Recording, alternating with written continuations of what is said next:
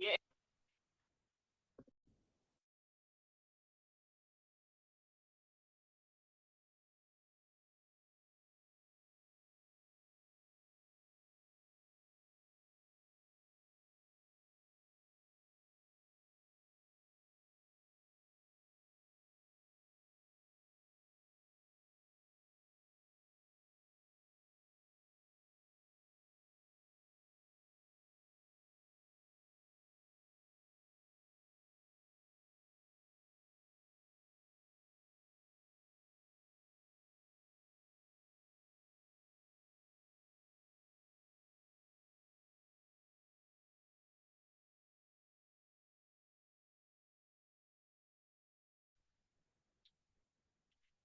Good evening.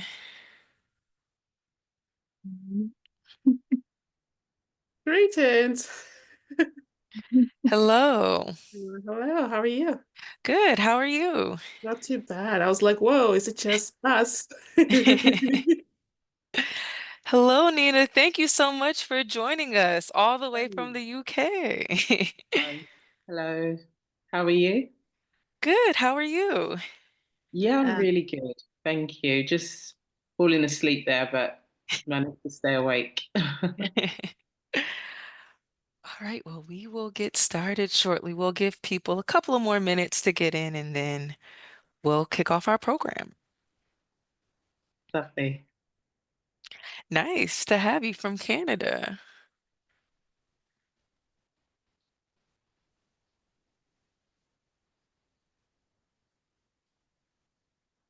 And please feel free to say your name and where you are from in the chat.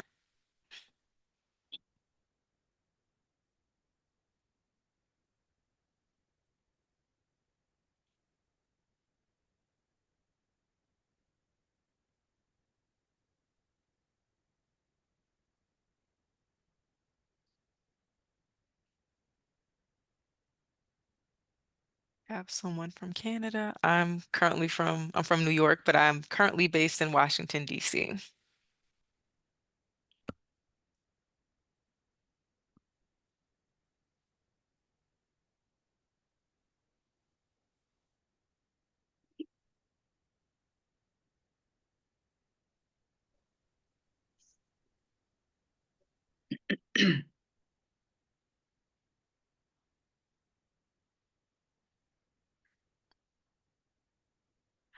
All right. Well, we will go ahead and get started just to be cognizant of our time difference.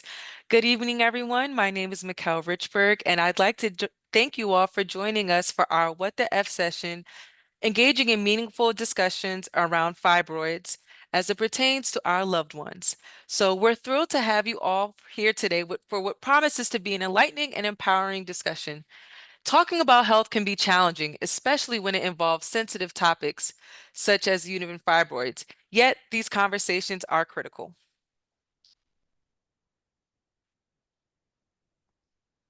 Yet these conversations are critical. Fibroids affect millions of women worldwide, impacting not only physical health, but also emotional well-being and social relationships. Today, we're here to equip you with tools, knowledge, and confidence to engage in these necessary discussions with empathy, understanding, and empowerment. This session is a part of the White Dress Project's What the F, which is a virtual forum series. Since its launch in December 2022, this initiative has tackled pressing questions and topics around fibroids, creating a safe space for information sharing and dialogue. Today's conversation builds on that mission, blending research-backed insights with the lived experience of women's navigating this journey. Today, we are honored to feature Nina Lemter as our guest speaker. Nina is a nutrition and lifestyle strategist whose dedication to women's health stems from her personal experiences. Her expertise in holistic nutrition and lifestyle transformation has empowered countless women to reclaim their health and vitality, particularly those managing fibroids and reproductive health challenges. Nina's mission aligns perfectly with our goal today to inspire and equip you to take charge of your wellness. Whether you're living with fibroids, supporting someone who is, or simply here to learn more, we hope this session provides you with the resources and encouragement to approach these conversations. Once again, welcome and thank you for being a part of this discussion. Let's get started. So, Nina, can you please share a bit of your personal, professional journey with fibroids and how it shaped your overall perspective on the condition? Yeah, sure, Mikhail. Thank you so much for having me. So I had no idea what fibroids were when I was initially diagnosed. So I had suffered a couple of miscarriages, and I was also running a very stressful business. I built and ran a hair salon, and I was always working in it, and I just used to ignore those symptoms. I used to just it because it's so incremental in regards to kind of how it can build up, blood loss, and pain. I just got used to it as well, and I just would just put up with it. And a point when I was having the miscarriages and then eventually got into hospital, and then I had scans, that's when I was told that I had multiple fibroids, and they were more protrude kind of they were more inward than outward, and the largest one was nearly as big as a football. So they were pretty, yeah, dominant. So I had to have the myomectomy, and I was basically told by the consultant that it was a high chance I would lose my uterus because of the blood loss. And this was based on them taking all of them out. So there was large ones, and then there was lots of smaller ones. Um, so I'd done a bit of research, and then I decided to ask them to just take out the large ones and leave the rest of them, um, giving me better chance to keep my uterus, basically. And luckily, I'd done that because it was very touch and go. I lost a lot of blood. And yeah, I managed to keep my uterus. They removed the big ones, and everything changed really from that point. I'm someone that hates needles, so the whole experience was very, very traumatic. And I basically went on can you say, healing journey. I closed my salon, um, took time off, and had to figure out why my fibroids grew so big. Had an idea because I wasn't the healthiest. I didn't look after myself. Um, and for about 6 years, I was practically addicted to junk food. Um, so yeah, lots had to change, and that's when it all kind of started. And over the years, I was kind of sharing information as to what I was doing. And then when I conceived my second daughter, that was when I was told the ones that were left behind were significantly smaller, and the ones that were removed, they never grew back. Um, so it's been 10 plus years now, and I've got 3 kids, and I've never felt better. So it's been not easy, but it's been a journey over the years. Nice. And speaking of which, that is a success that you were able to have 3 kids. I know that the whole process wasn't easy. So can you just talk about like even throughout your traumatic experiences, but your the inspirations that came behind your 3 babies, can you just talk about what inspired you to be an advocate and create this holistic journey and roll out your platform? Yes, of course. So currently, the guidelines in the UK, if you're lucky to be diagnosed when they're very small, like miniature small, um, you're told to not worry. Just don't worry about it and get on with your life. And I don't think that's right, because what's happening is women are just going off, the fibroids get bigger, and then it's like, okay, surgery. And then it's like, okay, still no advice, still no, okay, how can you do things differently? And they're kind of going back to business as usual, and they're back again, and it's more surgery. And then it's, okay, we've done enough surgeries, hysterectomy. So I just feel like in between that, so much more can be done in regards to addressing diet, addressing lifestyle, looking at are you more prone genetically? Maybe you do have to be um, more careful, than a typical another woman. So it's just really asking those questions and just raising, the awareness around the condition and what you can do to help yourself uh, in regards to day-to-day, risk management. Got it. And then shifting gears towards talking about family, can you just discuss what that conversation was like with your loved ones?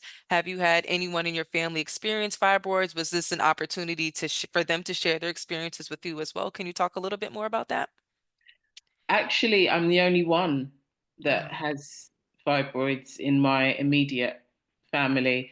I do have an auntie that was basically called a witch back in Cameroon, where I was from, when she kept miscarrying. And she was literally just miscarrying for probably close to 10 years. And then there was an American doctor that visited a nearby village and basically heard her story and suspected that she had fibroids and she had a removal, and then she started having kids. So that's the only auntie that I know, had uh, fibroids. But other than that, I'm the only one. Got So it. it's a conversation that they don't really get it. They know that, okay, Nina struggled, but they don't get it. Got it. And I was just about to ask that. What were some of your challenges with trying to explain to your relatives or your family members, this is a condition, this is what's going on, and then even to the younger kids within your families, like what are you doing to foster and build that conversation so that your family members can know what's going on? Yeah, so we are very kind of proactive now in regards to diet and nutrition. My daughter, she's 9 now. She takes supplements. She's always asking me questions about what I'm doing. We do lots of sports together. So I feel like in regards to that area, it's much more in regards to like nutrition and lifestyle. I do more, and we talk about it more. Um, it's funny because my sisters, there was a time I asked them to bring me a change of clothes because I had flooded in a restaurant. So blood had just completely destroyed my clothes, and I asked them to bring me an outfit. And that's when they thought, okay, this is probably a bit serious. Um, but yeah, it's an area that I think we're talking about it more, but it's more of the kind of the lifestyle aspect as opposed to the details, the nitty gritty. Right, got it. Nice. Yeah, no, I can. Luckily, I have aunts, one of my aunts who's on the call, that has actually suffered from fibroids. And growing up, I had very heavy periods. And although my mom didn't suffer, she was always adamant about asking my aunts, was this your experience? What should I do? How could we tackle this? Because oftentimes we may think that it's taboo, but other people are dealing with it. So it's definitely good to know Yeah. about that. And so now, if you can discuss like how your cultural or any generational attitudes influence how fibroids may be discussed in your family. I know you mentioned your aunt earlier, but are there any other influences that you can say just So you mean like when you say culturally, sorry, I don't think I got the question right. yeah, so like culturally or just like as a generational attitude, just with as being a Black woman within the United Kingdom, like how has that shifted like how your family has like looked at fibroids overall or just the process around reproductive health? Yeah, sure.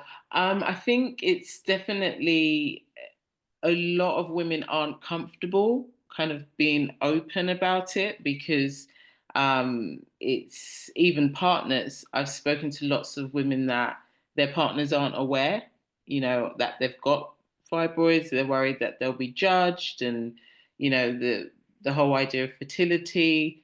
And it's because it's an area that they're very unsure of.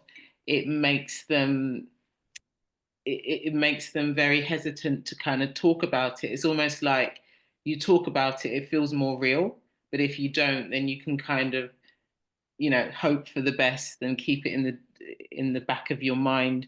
So I don't think it's talked about enough openly, but I think with movements like yourself, it's making it more like, okay, you're not alone, and when you're ready to kind of open up, there are safe communities and safe places to share what your experiences are.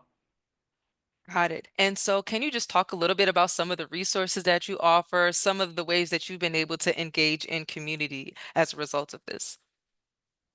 So, resources will kind of range from just nutrition support. So, what I often do is help women.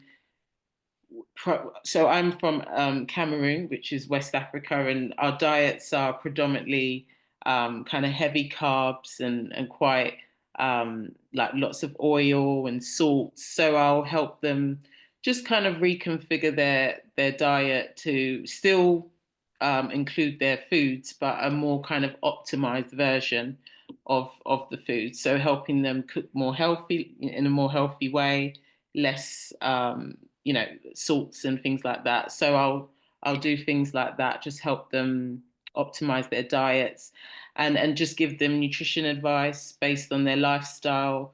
I work a lot with business women because I used to run a hair salon, and I know that you can really neglect your health needs if you've not got, because businesses can run you, sadly. So I help them, with strategic nutrition that really gives them that consistent energy without those energy dips and things like that.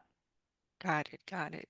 And switching gears, just to talk about overall health advocacy and awareness, can you talk about just how families overall can collectively learn about fibroids to help reduce the stigma and misconceptions that are around it?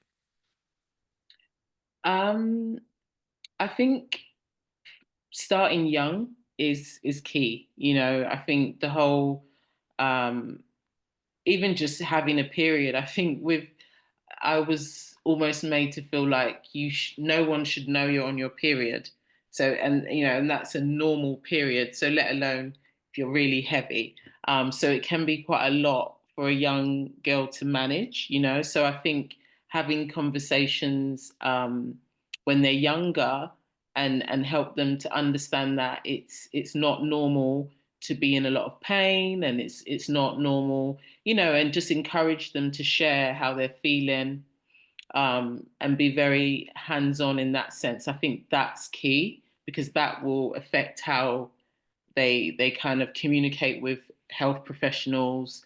That any key um, carers in their life, it will support that. So yeah, definitely younger, having the conversations when um, yeah, at a younger age is key. Got it. Got it. And if overall, if you could see any, what would some of the changes you would like to see in how fibroid related health issues are addressed in our family conversations? And the reason why I'm asking, we know it's about to be the holidays. We're about to be home with our loved ones discussing different misconceptions and stuff. So what can we do to just jumpstart this conversation and overall just see how we can address this? Um, I think even just like the concept of having um, having a child, that pressure. I know that from my culture, there's quite a lot of pressure to have kids, get married, have kids, and when you've got fibroids, because of the kind of cloud potentially over your fertility, it can be uncomfortable. So I think just removing that pressure if you're at a certain age, letting your loved ones know that it's okay to not maybe be at certain stages in regards to relationships, and just take that pressure off. I think that's important because I felt that, especially when I wasn't in anything serious till about 32, till I was 30, yeah, 31 or 32. Um, and that's not even with fibroids. So, yeah, I think being more open and less pressure in regards to relationships. Nice, nice. And overall, if you had to share, what is the most significant lesson that you've learned from this journey, and what is something that you'd want to share with your family members as a result of it? Um, I think the most significant lesson is look after yourself and don't ignore signs and symptoms that your body is obviously telling you, um, and let your family members know that you're if you are struggling, that you are struggling, like you need them to just be a listening ear. It may not necessarily be a conversation because they may not have anything to say, but just them listening, and I suppose being there as a support would make a world of difference. So just communicating that um, with them, I think, is is key.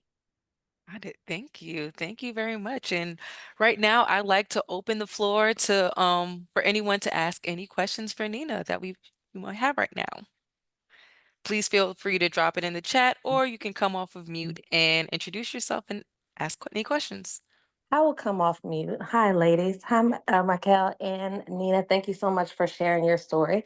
I'm Jennifer Howard. I am one of the board of directors for the White Dress Project. Nina, again, thank you so much for sharing your story. I did want to ask, I was listening to the first part of your story where you shared how you had different sizes of uterine fibroids and, knowing it was going to be a risky surgery, you advocated for yourself and deciding, don't take them all out, take out the large ones, leave the small ones. I'll manage that myself. Can you share a little bit deeper about just kind of the advocacy piece of making that decision for yourself? Did you feel supported in that? Did you feel supported by your doctors and physicians and your care team when it came to that? Or did you have any challenges kind of making that decision? Yeah, that's a good point. I didn't feel supported. I didn't feel supported. It was met with a bit of resistance. I had to really plead and you know basically just say that I couldn't, because it felt like they were indirectly telling me a hysterectomy was high chance. So I did feel quite a bit of pressure, definitely not supported. So I think it's so important to have someone, if you haven't got a family member, but have someone that you trust that kind of is with you at these appointments, and that can be there to, yeah, to support you, because I didn't feel like, you know, it was almost like I was telling them how to do their job. Um, but it felt right with me. So you know, I pushed for it. I'm glad you did. Yeah. Thank you. Thank you. Thank you, Jennifer. That was a great question. Anybody else?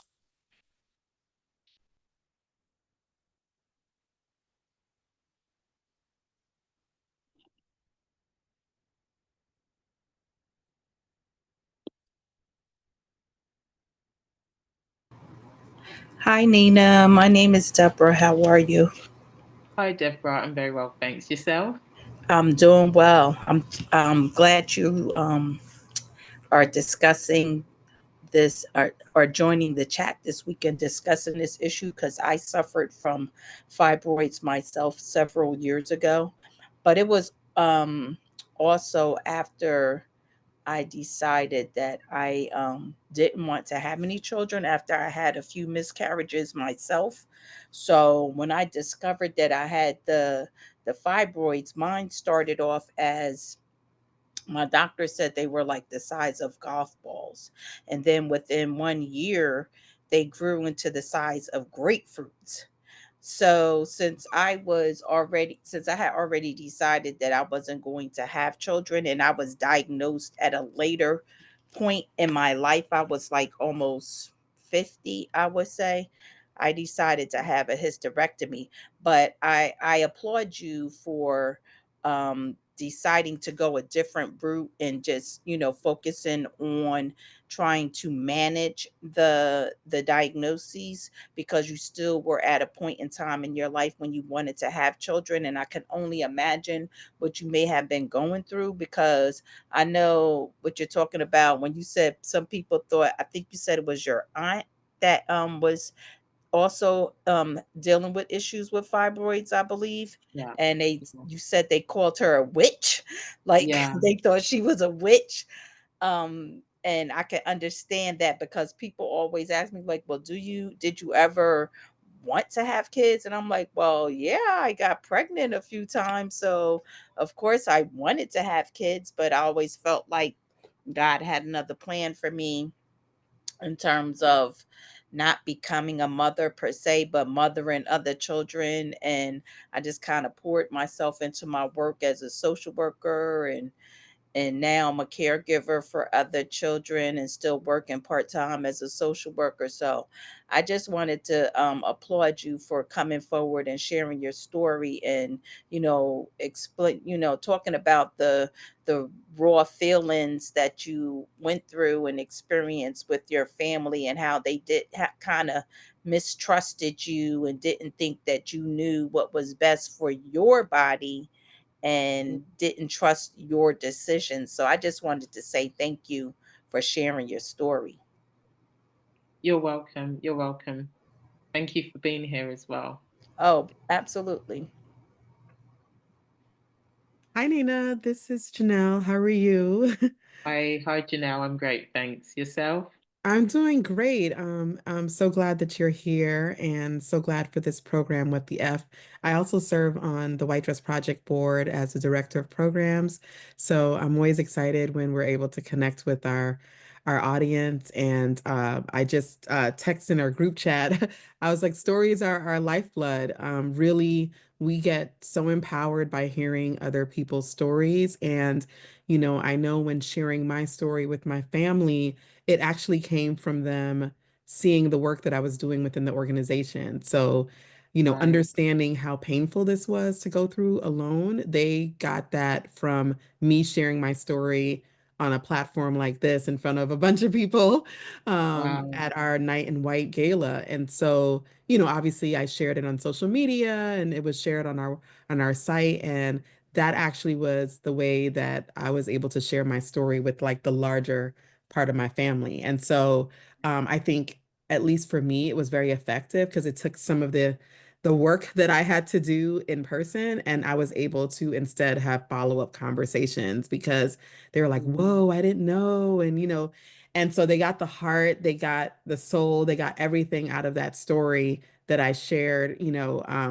that was so private for so long, that I shared in this public space. And so, so that was a really great way for me personally to share my story and to answer questions. And so I feel like, because of that, nobody is asking me during the holidays what's going on with kids. No, I'm sure there's some chatter, but no one would dare say it to my face, because they've gotten an inside view as to how this has impacted me. And Yeah. because I talk about how it impacts fertility, I think it's also, it plays two roles, as in education, but it's also like, don't come for me. Don't say it. I'm sharing things about triggers. So I'm educating people, but I'm also letting you know that I am part of this community as well, too. So anyway, I'm always an advocate for creating spaces where we can share our stories. And I'm just so glad that you shared your story. Our stories are similar, but it's also very unique and different. And I think the more we share, the more our community feels like they're not alone. So hats off to you for being open. And I didn't catch the beginning, so I don't know if you are in the UK right now, but it's late. So I really appreciate you being here, as it's only 7:30 our time. So thank you so Mm. much for staying up late and being part of our community. No, it's a pleasure, Janelle. Thank you. Thanks. That's amazing how huge your organization is now. I had a look at your Instagram. It's funny because I saw the logo, but I didn't really follow it up. But it's amazing what you're doing. Great. Thank you so much, Janelle. And also thank you, Aunt Deborah, both for sharing your stories. Any other questions? Hi, Nina. How are you doing? Hi, I'm good, thanks. How are you? I'm doing well, thanks. Michael, thank you for putting this together as always. My name is Tennille Bruce, and I also serve on the board as Director of Patient Education. And one portion of your talk really struck a chord with me when you encourage the audience as far as having conversations with our loved ones about uterine fibroids and just our health in general to start young.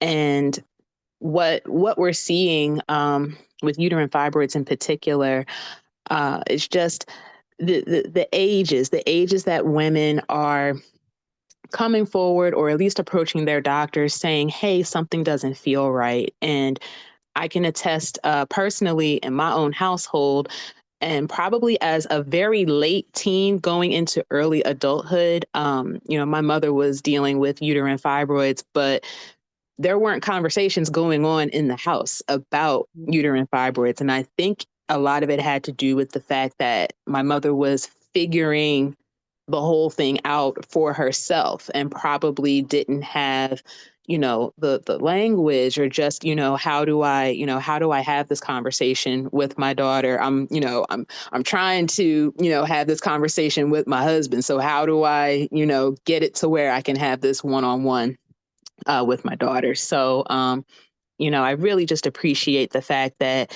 you brought that point up to the audience as far as having these conversations when we're young, when we're teenagers, when we're, in our late teens, when we're in our early adulthood years. So, seriously, thank you for that, because it can really make the difference as far as how a doctor's appointment goes, or just selecting what treatment options may be, the right fit. Yeah, sure. So thank you. Thank you so much, Tennille. Well, yes. I don't see the raise your hand button. I am so glad young women are getting more information about fibroids. My fibroids developed early, many miscarriages. Finally got one to stick with shots. My doctor told me that the fibroids were growing faster than the baby, but at some point, she moved, as feisty as she moved them over, and she was born healthy. I had another baby 20 months later, and the fibroids continued the excessive bleeding. So and I was an old mother then, but at 37, I had a hysterectomy. My daughter developed fibroids early, but was able to contain them.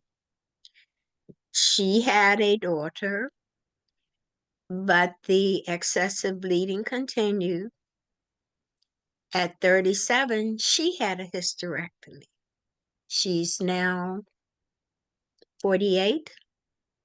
So even though my granddaughter is now 28 and is not married and not looking in terms of having children at this time, I'm going to talk to her. I did not realize when I had fibroids until my daughter developed them that they could be hereditary. So thank you all for talking to your younger relatives and making them aware so that they don't feel that they are alone. That's all I want to say. Thank you. And thank you, Jonelle. Thank you, Sarah Barbara. Thank you so much, Soror. Thank you, Barbara. Hi, everyone. I'm Tanika. I'm the founder of the White Dress Project. I just wanted to jump in and say something to what Sora Barbara just said, which I think is so important about the conversations we need to be having, generational conversations that we need to be having. And I think for so long we haven't been having them, and it has debilitated our and kind of hindered and disabled, I would say, our ability to feel comfortable talking about these things. And I know when I started the organization 10 years ago, it was that was one of the biggest things for me. Like, why aren't we feeling comfortable talking about this? And I know coming from a Caribbean background, it was just the thing not to. You just don't do it as a woman. And I think our mothers were taught that you definitely don't do it as a woman, and then they taught us that.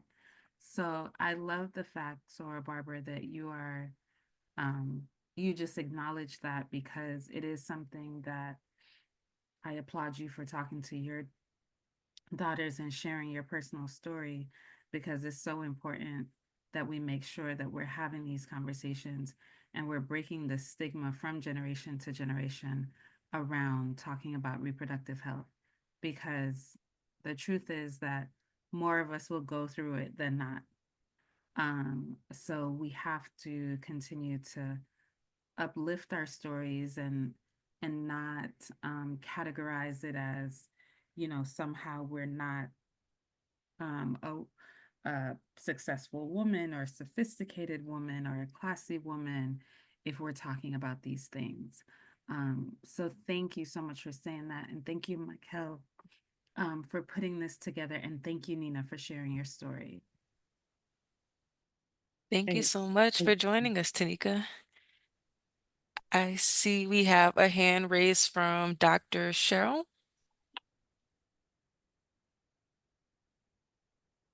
Yes, greetings everyone. Yeah, thank you, Miss Nina, for sharing your story here.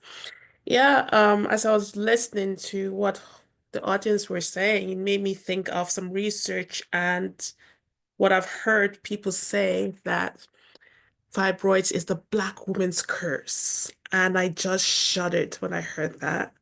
And then some material talks about the fact that it's a rite of passage. So when I hear these comments or beliefs, it's very negative. It's almost as if we need to just throw up our hands and give up. And I refuse to have that mindset. I refuse to propagate that. So I'm just curious to know, given that I live in Canada and some are, yeah, I see some writing there in the chat, a rite of passage. That's just awful, isn't it? So have any of you heard it being referred to as a Black woman's curse or rite of passage? I'm curious to know across the globe what's happening here. Yeah, I've heard that term, um, Dr. Cheryl, of a Black woman's curse. I have heard that term because we're clearly more prone, it appears, to our white counterparts. So, and the way it's been addressed, it appears to also reflect that, because it's more apparent amongst Black women, it doesn't appear to be taken as seriously as it should, um, which which isn't right. And we have to, like everyone's saying, we have to keep talking about it, um, and not normalize it. You know. Mhm, mhm. I like the fact Son asked a question about advocacy to you, because here in Canada, a young lady started a petition. The petition platform is called change.org. She started a petition in Ontario. So for those who do not know, Ottawa in the province of Ontario is capital of Canada. She started a petition to the effect about vitamin D, which for those of you who might know, apparently is one of the culprits in the uterine fibroids. So like in a nutshell, Vitamin D helps protect those of us who are chocolate hued from ultraviolet rays, but it acts like an armor that prevents us from absorbance. It's like a double whammy. So anyway, she said this petition because once upon a time in Canada, testing for your vitamin D tests and not tests, yeah, your tests, but your levels was free. But after a while, you now have to pay for it. So her petition was along the lines of, no, we shouldn't have to pay for it because those of, chocolate hued. I'm the one who uses the word chocolate hued. I prefer that for whatever reason. They have this high predisposition to having uterine fibroids and other diseases associated with low vitamin D. And it garnered quite a number of signatures. And it went up to the legislative level. So at this point in time, I'm not sure if she won the petition. So now I'm curious to know about, let's say for the States, for instance, or you're in the UK, what advocacy is being done at a legislative level, if any.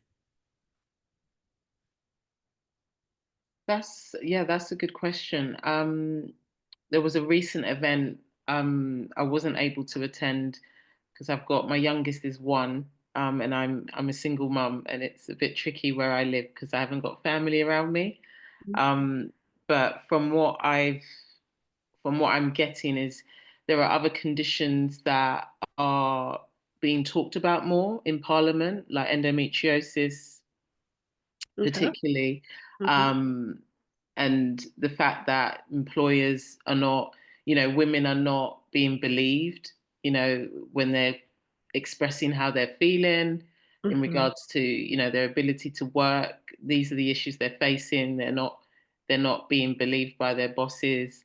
So that conversation is in Parliament, and I think they're now giving more, um, addressing, the issues women have to face, these womb conditions. Fibroids, I'm not too sure if that was discussed, but I know endometriosis is at that level and it's being discussed in Parliament. You bring up a very good point because some people, the lay public, think fibroids is endometriosis. They don't realize they're two separate diseases. So the facts that's being addressed, and don't get me wrong, sometimes they appear with each other Yeah. side by side, but they're very separate diseases. It's not to say if you have one, you have the other. No. So that just begs the questions because I don't know about the statistics over there, but in the States, I know one of the biggest surgeries, number of surgeries being done are hysterectomy, sadly. But now with more education, people realize that they have different alternative remedies to treat uterine fibroids and just the expenditure in terms for surgeries, we're talking about the physical pain, but what about psychological pain as well, right?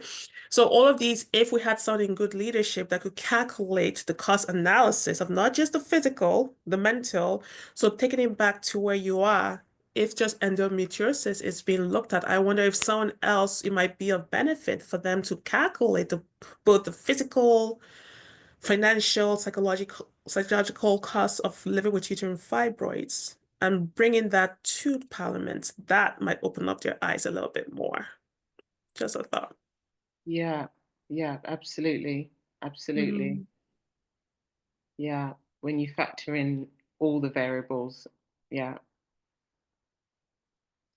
And in I the did. United States, oh, Go ahead, Mikkel. Oh, I just wanted to bring awareness. We're advocating behind a piece of legislation called the Stephanie Tubbs Jones Uterine Fibroids and Research and Education Act. And hopefully, if this is passed, it will be for legislation to provide $150 million to the National Institute of Health for critical research for uterine fibroids, which affect 80% of Black women by the age of 50. So that's something that's being done in a legislative level within the United States. Tanika? Wow. Thank you for saying that. That's exactly what I was going to bring up, just what we're talking about in the United States. And the White Dress Project has been a part of all the legislation, um, including we're the authors of July being declared as Fibroid Awareness Month. So whenever you hear that, know that we are the ones who wrote the legislation on that. Just to, transparently, does it it means that we have a place that's honored and recognized for the symptoms that we're going through. So I was very adamant about making sure that we got that done so that we would have our own space. I just wanted to touch on the endometriosis conversation because it's one that happens in the United States as well, where we tend to get this I don't know if it's a battle or or if it's a competition or what it is, but white women tend to get endo and black women tend to get fibroids. And I really wish the whole conversation would go away because at the end of the day, it's been assumed that endo, at least in the United States, has gotten so much recognition and funding, et cetera. And fibroids just has not gotten the same um, recognition in terms of awareness. And I really feel like we all know that white women get fibroids and we all know that black women get endo. So really, if we dispel that myth and well, really, it's racism, right? So let's just be real about that. Um, but it is a conversation that happens here often too. The last point, Dr. Cheryl, thank you for bringing up the vitamin D um, uh, information. There is a study that is going right now with one of our partner doctors. His name is Dr. Al Hindi. He's out of the University of Chicago, and his study on vitamin D plus green tea extract and the combination of those pills or those supplements, taking them, um, how they can help to uh, reduce fibroid size has been really groundbreaking. And we shared with him, thank you, Mikkel, for putting that literature there. We talked about it 2 years ago at our empowerment experience. He kind of broke the news at our event. So even thinking about like what are some holistic things that can be done? What are ways that we can use science to really, help us on this journey is one of the things that we also need to be talking about more. Because the non-scientific things and the things that aren't supported by literature, those are out there plentiful. But I think we also need to be talking about the things that have science backed by them, um, that we can share as well, like vitamin D and green tea extract, which you can get anywhere. So I encourage everybody to read that piece of literature and share it. Tanika, I was gonna oh, I'm sorry, Nina. Go ahead. No, go ahead. Go ahead. To Dr. Cheryl's point about the cost, because I do think, especially here in the States, what's the dollars and cents behind it? Because that seems to be how everything gets moved. And I was trying to look up because I know I wrote a post about it on LinkedIn about the I don't know if it's millions or billions. Tanika, maybe you can help me with this, of dollars that are lost in wages, I believe, if I'm characterizing it correctly, because women with fibroids and related issues cannot do their work, right? Because they have to take off, or they're healing because of a procedure or what have you. They're taking off for doctor's visits and appointments, and just overall having, painful periods where you cannot do your work. And so they were able to characterize and talk about the money that's lost, the wages that are lost, the productivity that's lost with not having a qualified, amazing, employee being able to do their work because they have to take care of themselves in this way. So that was one of the first times I had seen that number kind of put out there. And I think that's a start in helping us understand like the bottom line of what this is doing, company by company, organization by organization. And so I think if we can kind of ramp up that messaging and ramp up, get some of those numbers out there more, I think that's going to hit HR, departments, employers in a different way. Like, wow, okay, it's not just heavy bleeding. It's like they haven't been at work for a few days. Or, when I had my myomectomy, I was out for a month and I was, a senior producer at a cable news network. So it's just like that took out that productivity for that month. The other thing I was going to say, and this is something that, we've talked about as a board, is part of the issue with why this isn't getting the same level of attention. At the end of the day, I think people are just like, it's like, to me, the diabetes factor. Just take some drugs and you can live a long life. Like, you're not going to die from this. It's not life-threatening like cancer or any of the other diseases that we see get so much attention because it's life-threatening, or if I want to put another hat on it, it affects men, but when it's affecting women and it's below the belt and it's supposed to be secret anyway, and you can live with this. And if this is really just about you having cramps every month, if it's kind of limited to that, then it's just like, is there a pill that we can give you so you guys could stop talking? And I almost feel like even some of the drugs and the treatments that are there, it's like, as helpful as it is, I still don't want it to diminish the pain that's involved, the heartache, and the, kind of psychological trauma that's involved in this process. And so, I feel passionate about the fact that people characterize it as a disease you can live with and live well with in some ways. And that it's a woman's issue. So there's some sexism involved in that. And so again, how do we personalize that? How do we make you feel the pain that we're going through? Maybe we talk about your daughter, right? Or your wife or your mother, and personalize it and humanize it in a way that, the men in charge, which, we're about to go into that experience in January. And, what is our messaging going to sound like under a new administration that, for what we've seen, does not care about all the issues. And so we have our work cut out for us, but those are just some things I wanted to just leave with the group about ways that we can advocate for ourselves, but also advocate around this issue.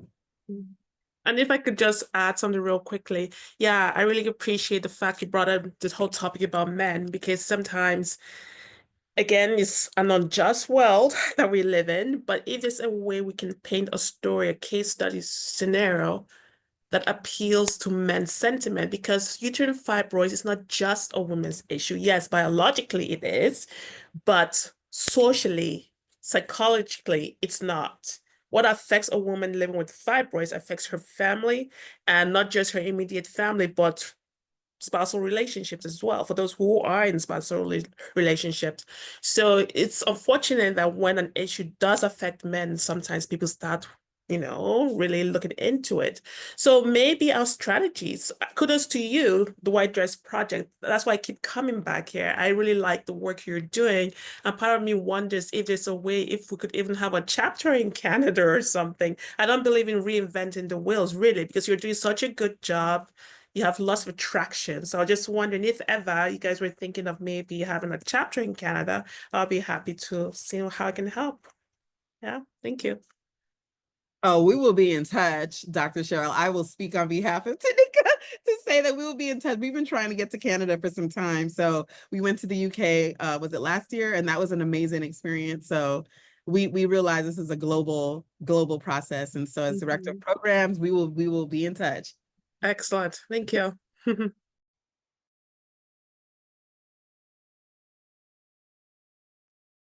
Thank you very much, and thank you everyone for your the discussion that we had tonight. It was definitely very meaningful. We all have a powerful story to tell, and it's important, like we said, that we have communities like the White Dress Project where we can connect not just on a national scale, but on a global scale. So again, want to thank everyone for joining, and especially thank Nina for joining us all the way from the UK. And before we go, oh yes, we are recording.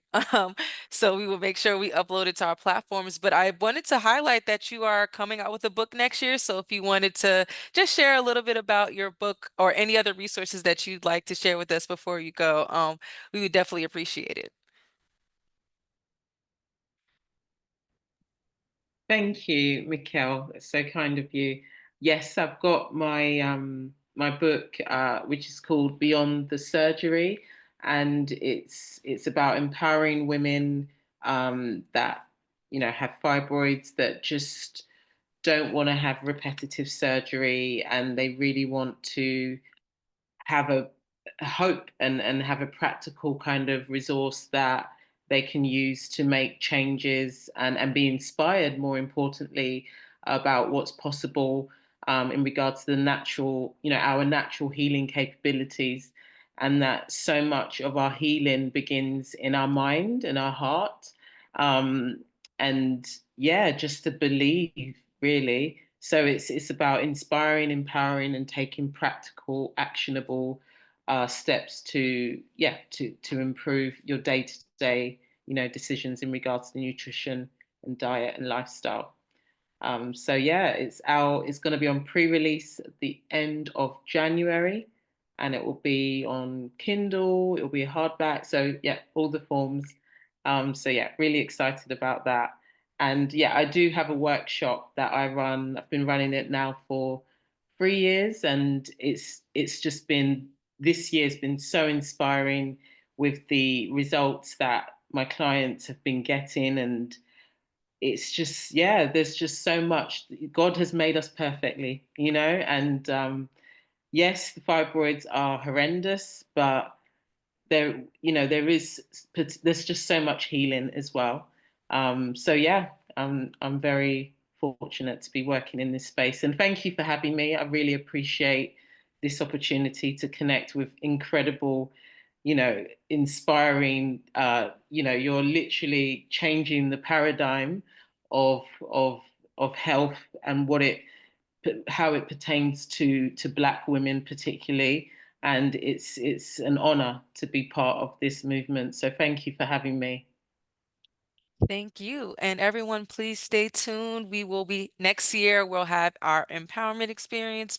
But in January, we will have an upcoming town hall. So be sure to follow us on social media, subscribe to our email to receive any updates. We definitely will be on the lookout for your book.